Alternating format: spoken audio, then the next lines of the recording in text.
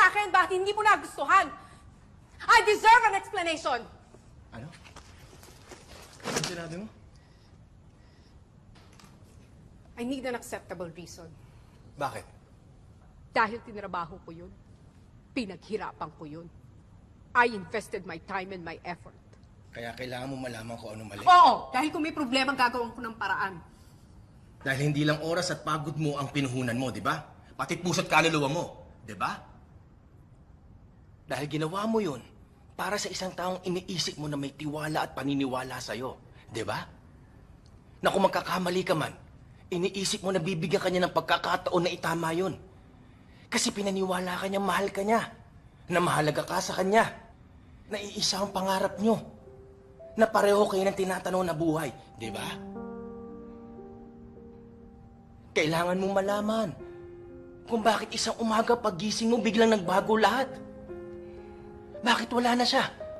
Bakit mag-isa ka na lang? Kailangan mo ng dahilan, di ba? Kailangan mo na mapanghahawakan kung bakit kailangan mong tiisin na magmukhang tanga. Na magmukha kang tae sa paningin ng tao. Sa paningin mo, sa sarili mo. Kasi hindi mo alam kung paano eh. Hindi mo alam kung kailan. Hindi mo alam kung ano nangyari. Kung ano mali sa'yo, bakit kanya iniwan? Marco.